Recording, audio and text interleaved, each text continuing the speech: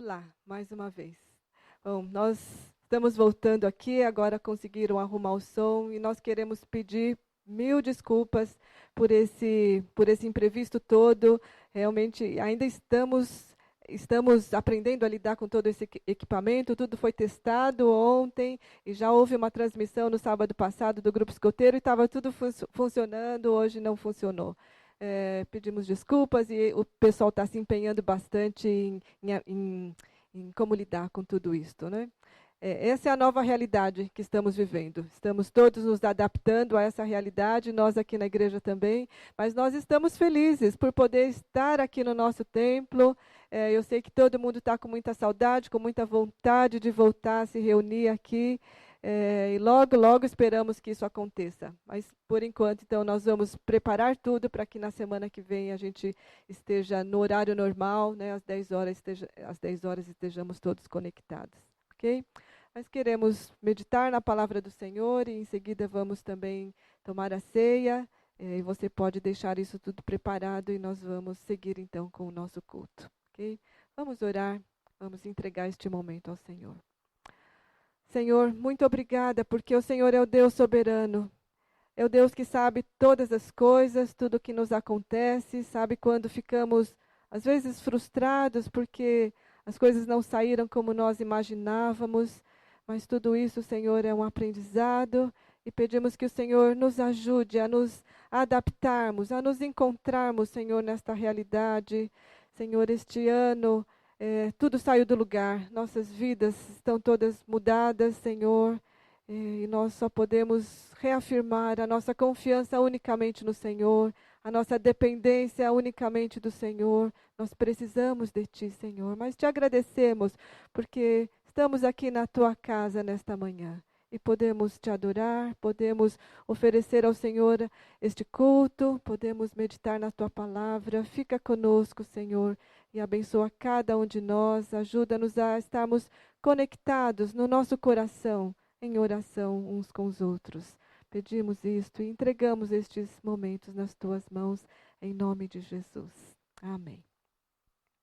Bem, este é o primeiro domingo de dezembro. Daqui a alguns dias nós vamos celebrar o Natal e esse é um momento tão importante, tão significativo. Vai ser um Natal diferente de todos os outros, inclusive aqui na igreja. Aproveitando, nós vamos celebrar o nosso culto no dia 20 de dezembro, às 10 horas da manhã. E, infelizmente, não poderemos ter o público, não teremos aquela nossa festa toda de confraternização. Faremos o melhor possível para ter uma boa transmissão online. E estamos preparando com muito carinho uma celebração com testemunhos e algumas surpresas para você, tá bom? Mas esse é já o mês de Natal. Estamos entrando nesse tempo de advento e eu queria hoje meditar com vocês sobre uma das profecias que fala da vinda do Messias mais conhecidas na Bíblia.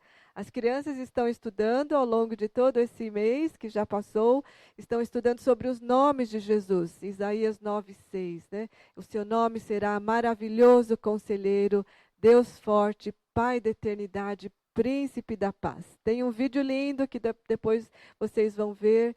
E nós conhecemos de cor esse versículo, nós cantamos essa música, mas muitas vezes nós não nos atentamos no contexto desta profecia. Em que contexto ela foi escrita? Para quem ela foi escrita? Então eu quero rapidamente olhar com vocês para esta profecia lá em Isaías 9, e vamos buscar qual é a mensagem que Deus tem para nós hoje. Uma profecia escrita 700 anos antes de Cristo, mas que tem muitas semelhanças com o que estamos vivendo hoje. Então, abra lá a sua Bíblia e vamos ler. Capítulo 9, verso 2. Vamos orar mais uma vez. Senhor, pedimos que o Senhor fale conosco nesta hora, aquiete os nossos corações, queremos ouvir a Tua voz e queremos pedir, Senhor, que esta luz que brilhou há mais de 2000 anos atrás, que ela brilhe na nossa mente e no nosso coração, nos renove nesta manhã. Pedimos isto e oramos em nome de Jesus. Amém. Isaías 9, versículo 2. O povo que andava em trevas viu uma grande luz. Sobre os que viviam na terra da sombra da morte, raiou uma luz. Fizeste crescer a nação e aumentaste a sua alegria. Eles se alegram diante de ti como os que se regozijam na colheita, como os que exultam quando dividem os bens tomados na batalha. Pois tu destruíste o jugo que os oprimia, a canga que estava sobre os seus ombros e a vara de castigo do seu opressor, como no dia da derrota de Midian. Pois toda bota de guerreiro, usada em combate, toda veste revolvida em sangue, serão queimadas como lenha no fogo. Porque um menino nos nasceu, um filho nos foi dado, e o governo está sobre os seus ombros, e ele será chamado Maravilhoso, Conselheiro, Deus Poderoso, Pai Eterno, Príncipe da Paz. Ele estenderá o seu domínio e haverá paz sem fim sobre o trono de Davi e sobre o seu reino, estabelecido e mantido com justiça e retidão, desde agora e para sempre. O zelo do Senhor dos Exércitos fará isto. Esse texto fala sobre a chegada desta luz, o processo da chegada da luz. E nós vamos observar um pouco aqui alguns aspectos. Vamos observar primeiro a ausência da luz e depois a promessa da luz e a chegada da luz. Então, a primeira parte aqui, vamos olhar, verso 2, o povo que andava em trevas. Essa expressão descreve a situação do povo naquele momento da história. Um momento de trevas, um momento de escuridão na vida do povo de Israel. O cenário é de uma crise nacional e de muito sofrimento. Podemos fazer já logo de cara um paralelo com o momento que vivemos também, uma crise mundial com esta pandemia, uma crise social, econômica, crises de saúde e muito sofrimento, muitas perdas.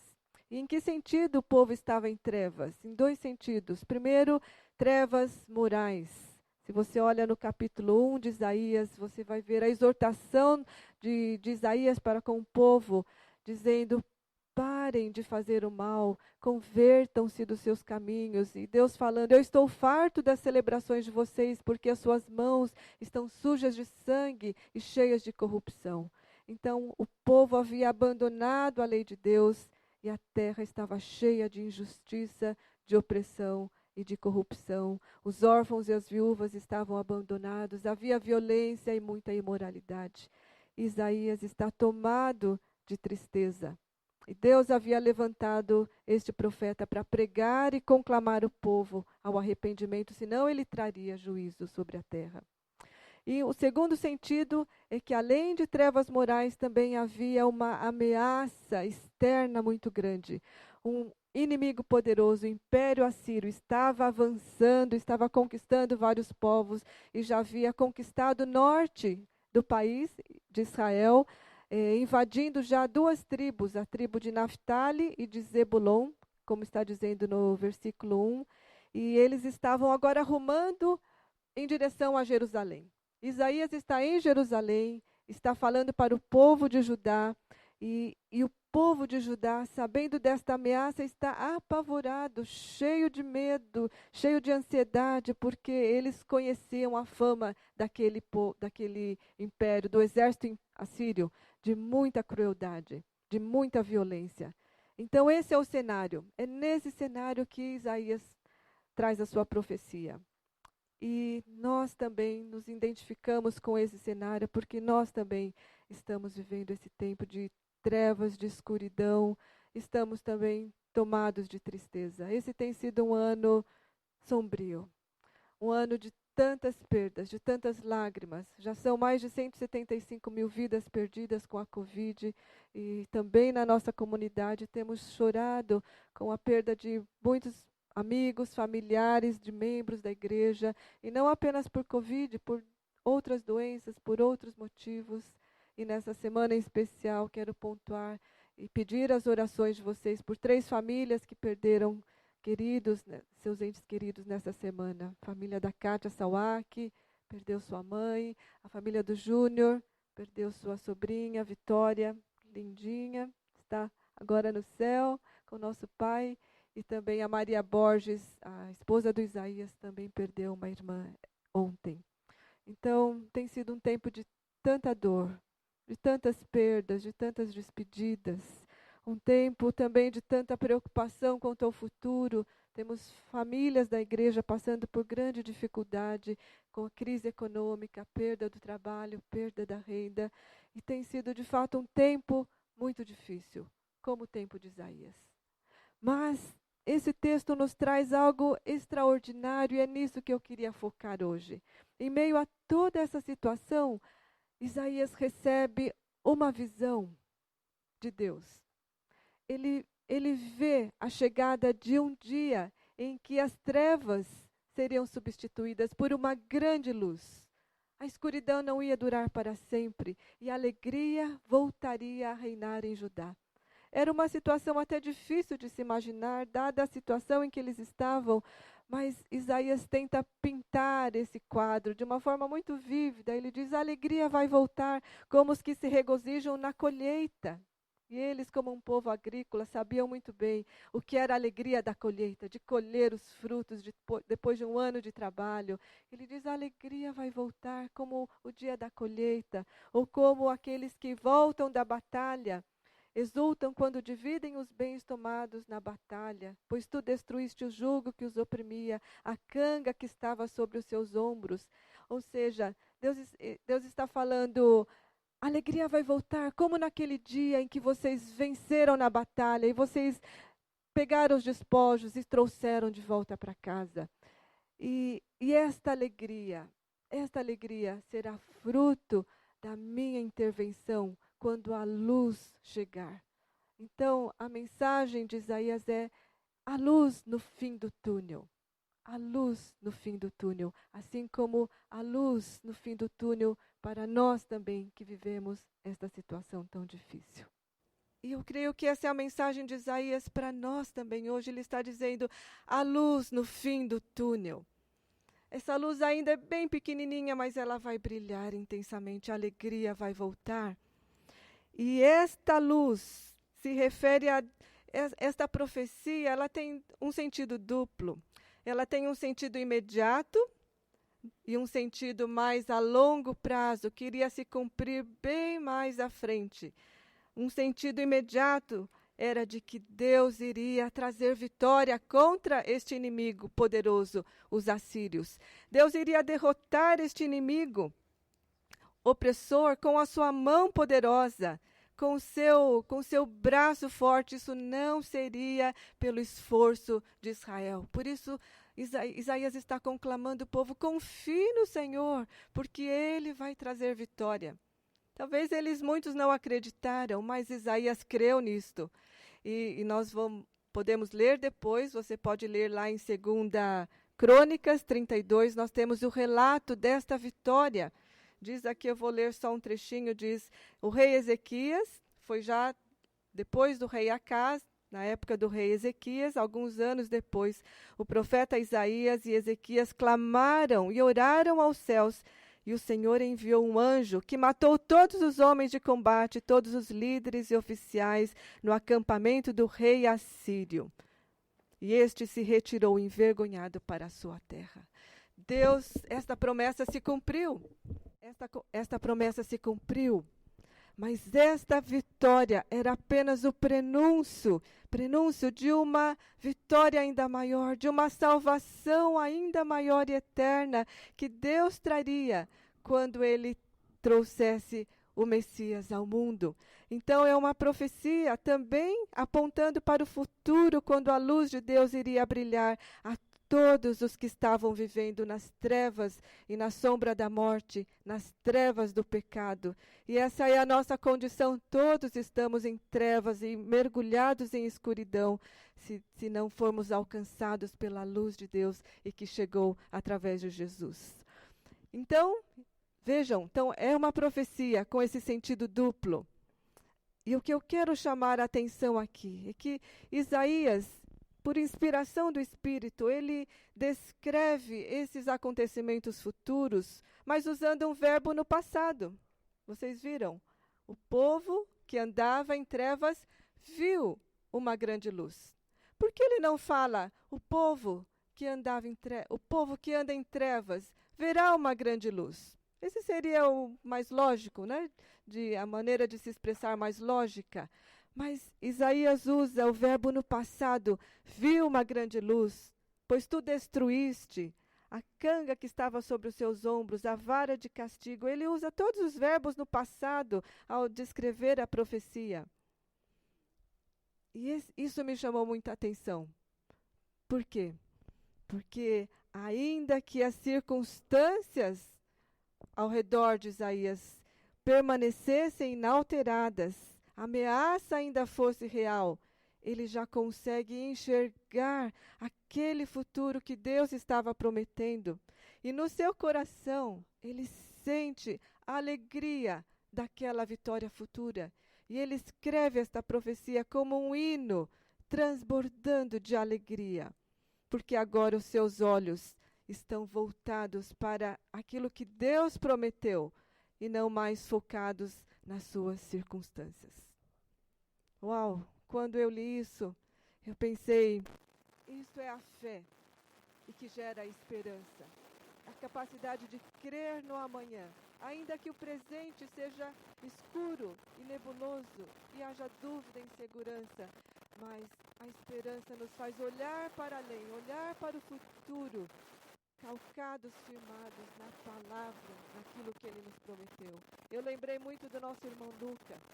Ele está no hospital, todos estão acompanhando, ainda aguardando o transplante de coração, mas no dia que, uma das vezes que eu conversei com ele, ele falou que, comentou, né, e ele já compartilhou conosco de tudo que Deus estava falando com ele, como Deus estava renovando o seu coração, renovando o seu chamado, ele como servo de Cristo, escravo de Cristo, e retomando o seu violão e cantando suas canções. E ele falou, Kátia, eu me inscrevi na Olimpíada de Transplantados de 2022, né, se não me engano. E ele falou, Kátia, eu não estou mais aqui, eu já estou lá na frente. E eu entendi. Não que ele já não se importasse, ou aquela circunstância presente ali não o afetasse, claro que afeta. Mas ele olhou, ele lançou seus olhos lá no futuro, naquilo que Deus já havia falado, estava falando com ele. Isso é esperança. Viver com esperança no meio do caos, no meio da escuridão, no meio das crises. Jeremias 29:11 também tem uma palavra para os exilados. Muitos anos depois, quando o povo vai exilado para a Babilônia, e Deus fala, porque eu sei os planos que tenho a vosso respeito, porque sou eu que conheço, não são vocês. E ele diz, planos de fazê-los prosperar, e planos de fazê-los prosperar, e não de lhes causar dano, planos de dar-lhes um futuro e esperança. Deus tem planos de dar-nos esperança e um futuro. Não acabou, não é o fim da linha, ainda que estejamos vivendo no meio de toda essa pandemia. Você crê nisso? E a minha oração é que Deus nos invada novamente com esta esperança e nos traga alegria, mesmo no meio da dor. E, seguindo, essa luz chegou um dia. Essa luz que foi profetizada há mais de 2.700 anos atrás. Chegou um dia. A promessa já se cumpriu. Nós temos o privilégio de ler esta profecia depois do seu cumprimento. E onde ela chegou? Quero só agora enfatizar mais duas coisas. Onde ela chegou? Ela chegou de um lugar totalmente inesperado. Onde ela chegaria? Qual era a promessa? No verso 1. Contudo, não haverá mais escuridão para os que estavam aflitos. No passado, ele humilhou a terra de Zebulon e de Naphtali, que eram as tribos que ficavam ao norte, 2 tribos de Israel, e era justamente ali que se situava a Galileia. Então, esse povo que andava em trevas era o povo da Galileia. Mas no futuro, ele honrará a Galileia dos gentios, caminho do mar, junto ao Jordão. Agora eu quero que você leia lá comigo em Mateus 4, verso 13 a 17. Chegando Jesus, ouviu que João tinha sido preso, voltou para a Galiléia. Saindo de Nazaré, foi viver em Cafarnaum, que fica junto ao mar, na região de Zebulon e Naftali, justamente, para cumprir o que fora dito pelo profeta Isaías. Terra de Zebulon e terra de Naftali, caminho do mar além do Jordão, Galiléia dos gentios. O povo que vivia nas trevas viu uma grande luz. Sobre os que viviam na terra da sombra da morte, raiou uma luz. Veio a luz, cumprindo a profecia, do lugar mais inesperado, do lugar onde todos os judeus falavam: pode vir algo bom de Nazaré, pode vir algo bom da Galiléia. Uma região desprezada, esquecida pelo império, uma região cheia de doentes, de pobres e de injustiça. E foi deste lugar que o Messias se encarnou. O povo que andava em trevas viu uma grande luz. E o que veio de lá? Se eles pensavam, nada pode vir de bom de lá. E o que veio de lá? Essa luz. Esta luz prometida que traria grande alegria veio de lá, do lugar menos provável. E o que veio de lá? Desculpe, eu voltei, né? O que veio de lá? Um menino. Um menino nos nasceu, um filho nos foi dado. O que veio de lá? Um menino. Apenas um menino. Mas o governo está sobre os seus ombros. Este menino seria o rei que eles tanto esperavam. Eles tiveram tantos reis corruptos, reis que desviaram o povo dos caminhos de Deus, mas agora viria um rei que governaria com justiça, com retidão, com autoridade divina e que traria, por fim, um reino de paz, Shalom, sobre a terra. E os 4 títulos, os 4 nomes que nós vemos descritos e que nós conhecemos e cantamos tantas vezes. Seu nome será maravilhoso, conselheiro, Deus poderoso, Pai eterno, príncipe da paz. São 4 títulos reais e que também descrevem o seu programa de salvação para toda a humanidade. Então, brevemente, eu quero passar por estes 4 títulos. E esses são 4 funções também, e que podem responder à nossa necessidade hoje. Primeiro, ele é maravilhoso conselheiro. É um título único, maravilhoso conselheiro.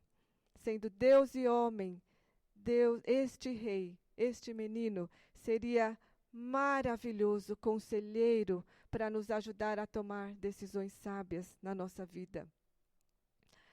Como acontece nos dias de hoje, naquele tempo também, o povo, ao se encontrar naquela crise, com medo, o que eles estavam fazendo? Consultando os astrólogos, se você vê no finalzinho do capítulo 8, consultando horóscopo, astrologia, consulta aos mortos. O próprio rei Acaz não sabia tomar as decisões, estava tomado de medo. E o que Isaías está dizendo é: consultem este rei, consultem a Deus, porque ele é o conselheiro maravilhoso e ele vai ajudá-los a tomar as decisões e a sair desta crise. Ao invés de tomarmos decisões por nós mesmos, sozinhos, é muito melhor nos dispormos a ouvir aquele que tem toda a sabedoria. Quanto precisamos de conselheiros sábios. Segundo, ele é também Deus forte. Significa aqui, esta linguagem eles também entendiam, porque remete a um guerreiro poderoso, invencível nas batalhas. Naquele momento, o povo estava com muito medo do exército assírio, que marchava contra eles. E a resposta de Deus é que ele iria enviar um menino, o Messias, cujo nome seria poderoso, e que daria a eles vitória sobre esse exército. E de fato Deus deu. Mas será que Deus está falando sério contra um exército tão poderoso? Um menino. O que um menino poderia fazer? O que um menino poderia fazer diante de um exército? Mas esse é o jeito de Deus. Ele escolhe as coisas fracas do mundo para envergonhar as fortes. E o seu poder se aperfeiçoa na nossa fraqueza.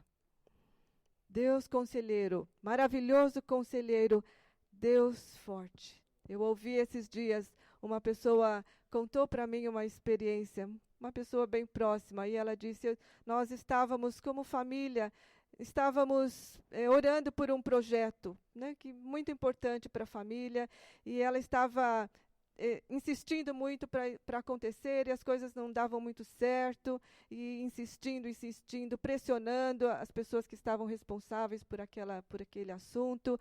E ela disse que um certo dia, à noite, enquanto ela estava tomando banho, ela disse que ouviu uma vozinha no ouvido dizendo: não é desse jeito. Pare de insistir, pare de pressionar, pare de ficar preocupada. Isso vai acontecer somente na hora que eu enviar o meu Espírito Santo, e ele vai mover as circunstâncias e as pessoas que precisam atuar nessa questão. Pare de lutar.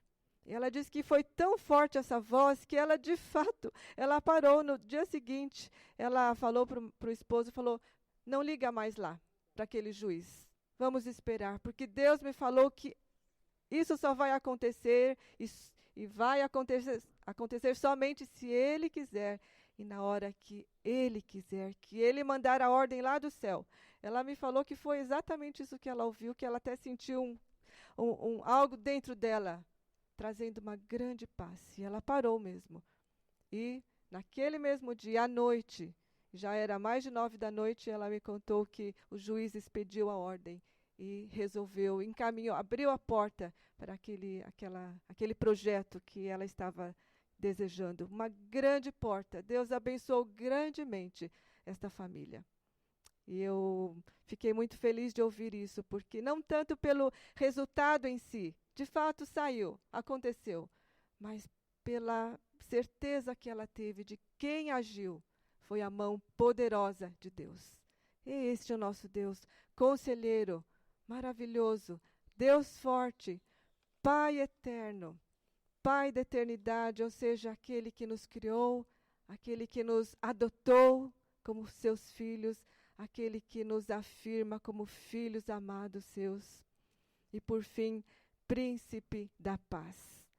Para os judeus, e essa palavra paz significa shalom, e shalom para os judeus significa equilíbrio na sociedade, saúde, prosperidade, harmonia plena em todas as dimensões da existência, harmonia em todas as relações com Deus, com o próximo, com a natureza, consigo mesmo. Significa que nesse ambiente de paz, de shalom, todos são afirmados e todos são aceitos, todos são dignos, ninguém é excluído ou discriminado. Quanto nós precisamos desta paz nesse nosso mundo tão rachado e cada vez mais quebrado pelos preconceitos, pelo racismo, pelos nacionalismos. Que cenas tão tristes temos visto nesses últimos tempos de racismo. O nosso mundo está quebrado e a mensagem de Isaías é muito clara: somente o príncipe da paz pode trazer verdadeiro shalom. E ele também veio nos reconciliar conosco mesmos, apaziguar as nossas ansiedades e nos dar uma mente sã, nos dar sanidade. A paz que ele trouxe ao mundo é a paz também que ele nos concede para que possamos descansar, apesar do caos que nos cerca. Independente do que você esteja enfrentando neste momento, seja uma doença, seja um relacionamento rompido, seja depressão, seja solidão, seja pânico, seja incerteza quanto ao amanhã, você pode experimentar esta paz que o príncipe da paz prometeu te dar. Você não precisa esperar chegar no fim da batalha para experimentar esta plenitude. Se você aquietar o seu espírito e se entregar e confiar nele. Ele é o príncipe da paz. Que tremendo que nós já podemos experimentar esta luz que chegou. E agora, como estamos nos aproximando do Natal, a minha oração é que esta profecia se torne realidade na sua vida e na minha vida mais uma vez. Procure um tempo, ache um tempo para se aquietar nessas próximas semanas. E é o momento, e o meu convite é o convite para nos aquietarmos, para acolhermos este menino Jesus que chegou, para permitirmos que a sua luz nos invada, expulse as trevas que há em nós, que Ele nos traga a sua paz, que Ele nos traga a sua força, que Ele nos traga a direção e que Ele traga nova esperança no meio de todo esse caos.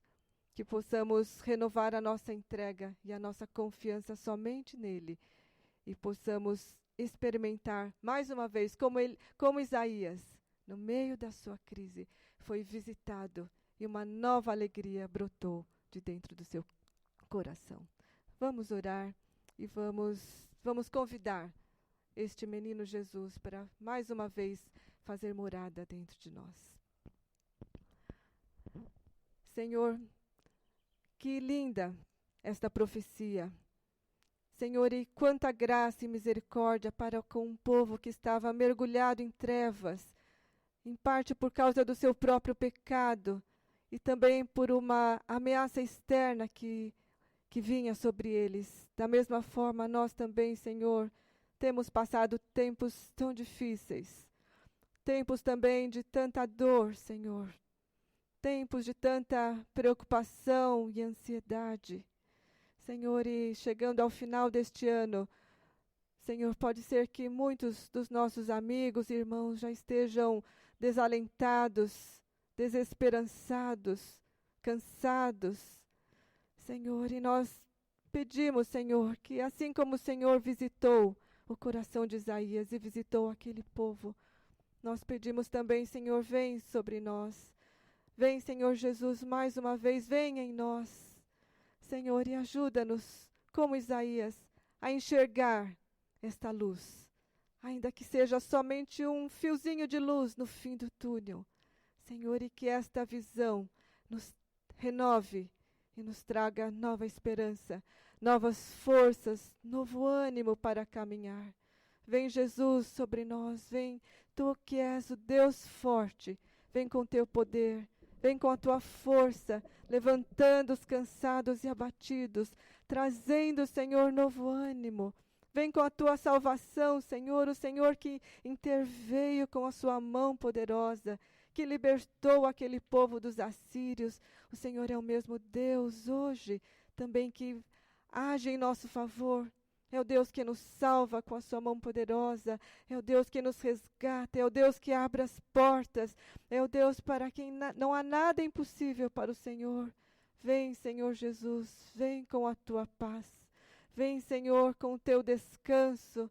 Vem com a tua tranquilidade no coração de cada um que se encontra angustiado nesse tempo. Vem, Senhor, nós te convidamos e nós te adoramos.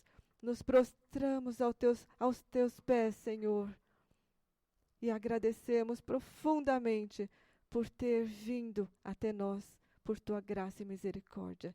Te louvamos assim no nome precioso de Jesus Cristo. Amém. Amém.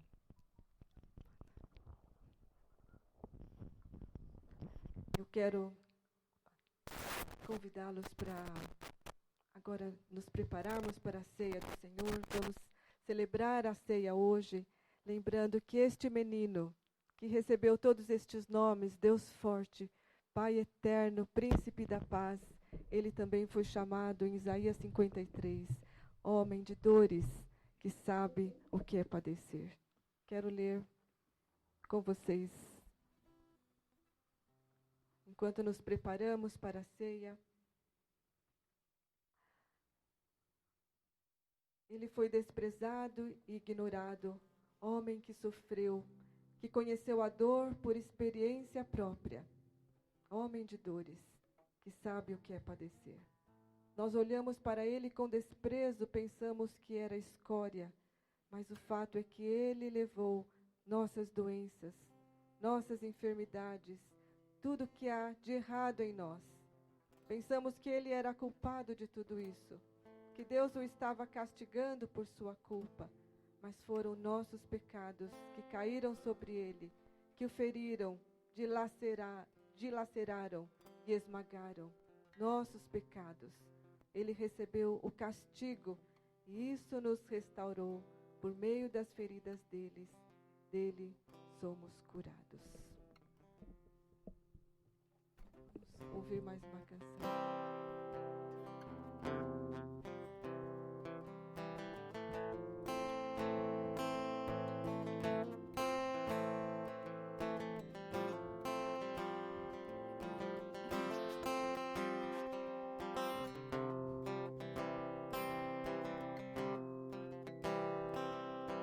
Tua palavra é alimento, Teu Santo Espírito mostra a direção do caminho, verdade e vida.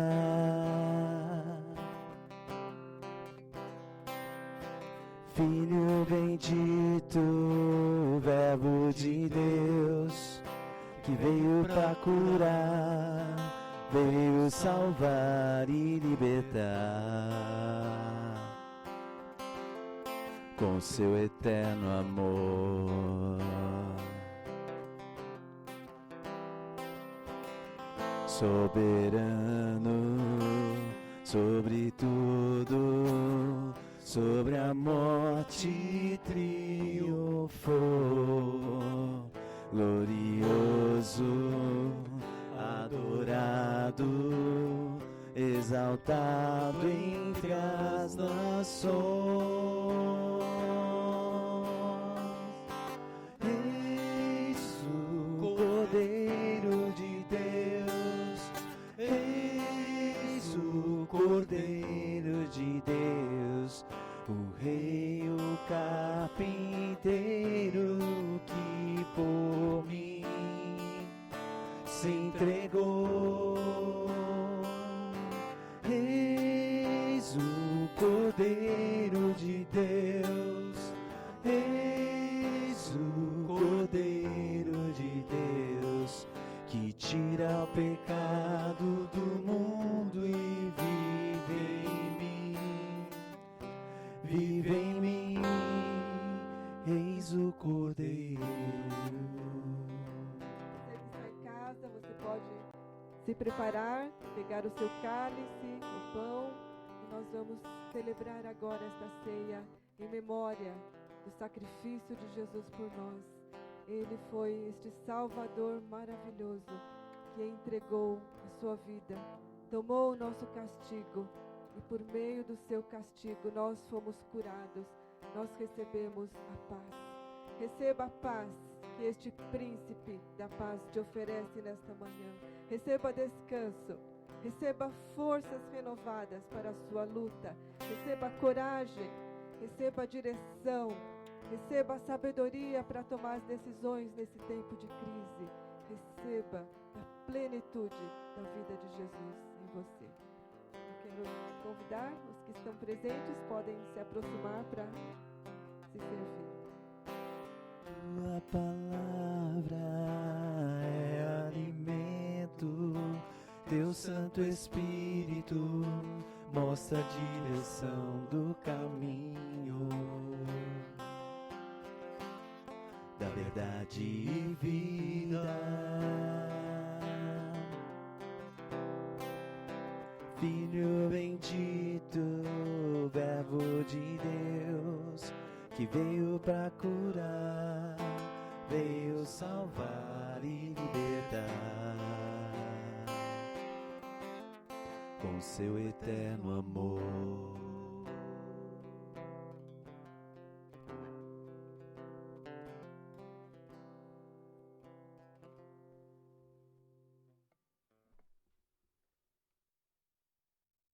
Pois recebi do Senhor o que também lhes entreguei, que o Senhor Jesus, na noite em que foi traído, tomou o pão e, tendo graças, partiu e disse: isto é o meu corpo que é dado por vocês, façam isto em memória de mim. Vamos comer juntos o pão.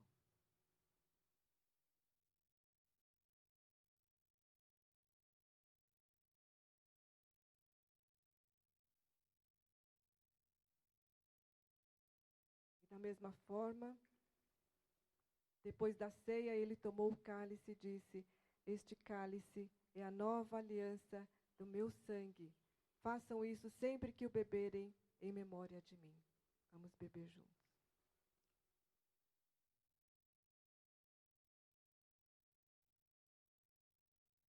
Porque sempre que comerem deste pão e beberem deste cálice, vocês anunciam a morte do Senhor até que Ele venha. Senhor, nós nos curvamos diante do Senhor com profunda gratidão, porque o Senhor desceu da sua glória, e o Senhor se tornou como um de nós, e o Senhor tomou as nossas enfermidades, tomou tudo que há de errado em nós, para nos restaurar, para nos curar e para nos trazer paz. Paz contigo, paz com a criação, paz com o nosso próximo, paz conosco mesmos. Senhor, nós recebemos com gratidão de todos os benefícios que nos vêm desta cruz de Jesus, cruz preciosa. Recebemos com fé, Senhor, e recebemos esperança para vivermos nesses tempos tão difíceis. E, Senhor, pedimos que neste tempo do advento, Senhor, nos visite mais uma vez. Visite em especial cada família que perdeu um ente querido neste período, que está chorando a partida dos teus queridos. Senhor, visita, Senhor, com nova paz, nova alegria e novas forças. E visita cada família desta nossa comunidade que se encontra ainda dispersa por causa da pandemia. Mas, Senhor, que mesmo na dispersão permaneçamos todos unidos, todos firmes numa só fé, numa só esperança, num só chamado, na fé num só Pai de todos nós, que nos amou e que se entregou por nós. Muito obrigada, Senhor, nós te adoramos. Dá-nos uma boa semana. Ajuda-nos a permanecer na tua presença.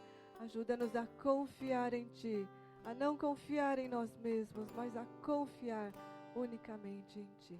Assim oramos, e que a graça do nosso Senhor e Salvador Jesus Cristo, que o amor de Deus, o nosso eterno Pai, e o poder e a comunhão do Espírito Santo sejam derramados sobre todos nós, sobre toda a tua igreja que se encontra dispersa, de agora e para todo sempre. Amém. Amém. Deus nos abençoe. Uma boa semana para você. Fique em paz e se cuidem.